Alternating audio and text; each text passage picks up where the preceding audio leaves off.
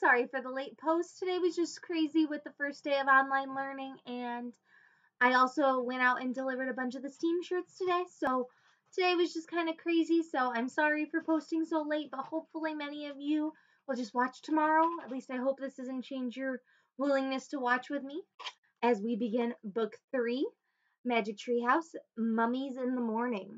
So here we go with chapter 1. Meow. It's still here, said Jack. It looks empty, said Annie. Jack and his 7-year-old sister gazed up at a very tall oak tree. At the top of the tree was a treehouse. Late morning sun lit the woods, and it was almost time for lunch. Shh, Jack. Oh, sorry. Whoa, I got confused there for a second. Shh, said Jack. What was that noise? What noise? I heard a noise, Jack said. He looked. Oh, wait, I almost forgot to show the picture.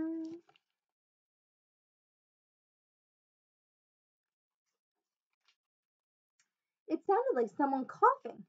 I didn't hear anything, said Annie. Come on, let's go up. She grabbed the rope ladder and started climbing. Jack tiptoed over to a clump of bushes. He pushed aside a small branch. Hello, he said. Anybody there? There was no answer. Jack, come on, Annie called down. The treehouse looks the same as it did yesterday. Jack still felt that someone was nearby. Could it be the person who put all the books in the treehouse? Jack, called Annie. Jack gazed over the tops of the bushes. Was the mysterious M person watching him now? Maybe M wanted the gold medallion back, the one that Jack found on their dinosaur adventure. Maybe M wanted the leather bookmark back, the one from the castle book. There was an M on the medallion and an M on the bookmark. But what did M stand for? Tomorrow I'll bring everything back, Jack said loudly. A breeze swept through the woods. The leaves rattled. Come on, called Annie. Jack went back to the big oak tree. He grabbed the rope ladder and climbed up. When he reached the top, he crawled through a hole in the wooden floor. He tossed down his backpack and pushed his glasses into place. Which book is it going to be today? Said Annie. She was looking at the books scattered around the treehouse. Annie picked up the book about castles. Just yesterday, the castle book had taken Jack and Annie back into the time of the knights.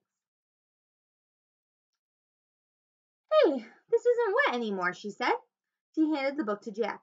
You're right, said Jack, amazed. The book had gotten soaked in the castle moat, but today it looked fine. Jack silently thanked the mysterious knight who had rescued them.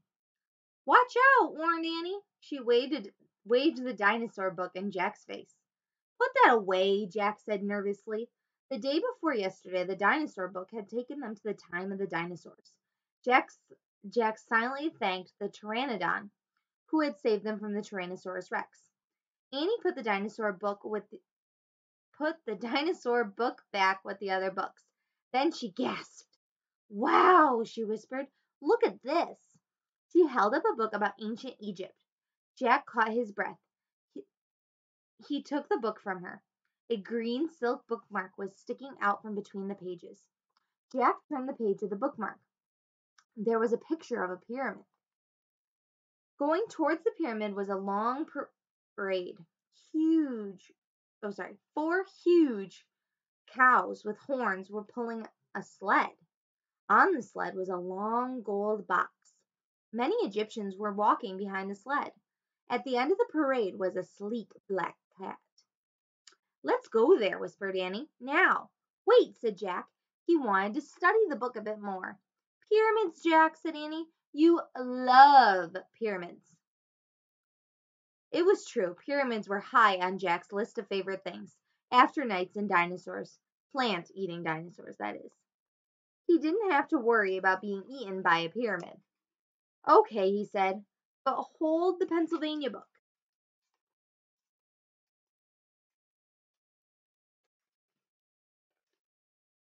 There we go. In case we want to come back right away. Annie found the book with the picture of their hometown in it, Frog Creek, Pennsylvania. Jack pointed to the pyramid picture in the Egypt book. He cleared his throat and said, I wish we could go to this place. Meow. What was that? Jack looked out the treehouse window. A black cat was sitting on a branch right outside the window. The cat was staring at Jack and Annie. It was the strangest cat Jack had ever seen. It was very sleek and dark, with bright yellow eyes and a wide gold collar. It's the cat in the Egypt book, whispered Annie. The wind started to blow. The leaves began to shake. And now you can see the cat. Here we go, cried Annie. The wind whistled louder. The leaves shook harder. Jack closed his eyes as the treehouse started to spin. It spun faster and faster, then everything was still.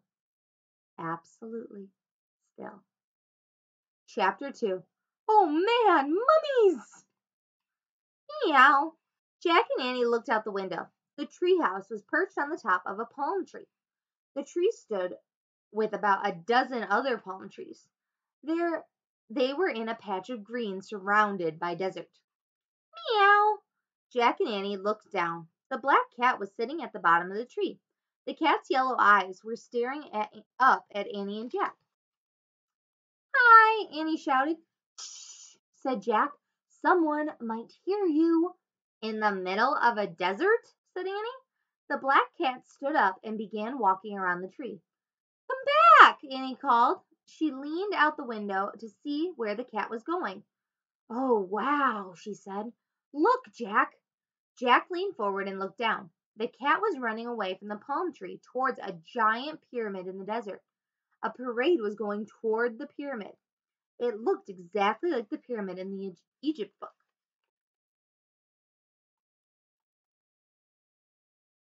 Just making sure you can see the whole picture.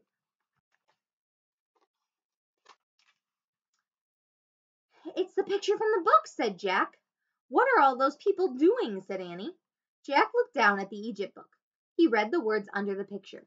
When a royal person died, a grand funeral procession took place.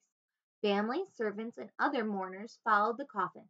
The coffin was called a sarcophagus. It was pulled on a sled by 4 oxen. It's an Egyptian funeral, said Jack. The box is called a oh, forget it. He looked at the window out the window again. The oxen, the sled, and the I'm getting tongue-tied tonight. The oxen, the sled, the Egyptians, and the black cat were all moving in a slow, dreamy way. I'd better take some notes about this, said Jack. Jack liked to make notes. He reached into his backpack and pulled out his notebook. Jack wrote, Coffin called a sarcophagus. We'd better hurry, said Annie, if we wanted to see the mummy. Annie started down the rope ladder. Jack looked up from his notebook. Mummy? He said. There's probably a mummy in that gold box, Annie called up. We're in ancient Egypt, remember? Jack loved mummies. He put down his pencil. Goodbye, Jack, called Annie. Wait, Jack called. Mummies! Annie shouted. Oh, man, said Jack. Mummies! Jack shoved his notebook and the Egypt book back in his pack. Then he started down the ladder. When Jack got to the ground, he and Annie took off across the sand.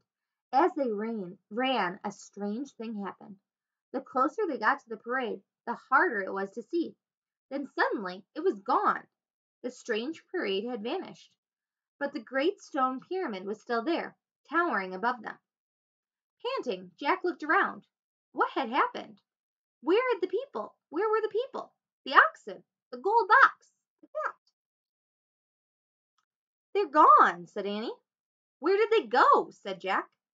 Maybe they were ghosts, said Annie. Don't be silly. There's no such thing as ghosts, said Jack. It must have been a mirage. A what? A mirage. It happens in the desert all the time, said Jack. It looks like something's there, but it just turns out to be the sunlight reflecting through the heat. How could sunlight look like people, a mummy box, and a bunch of cows? Said Annie. Jack frowned. Ghosts, she said.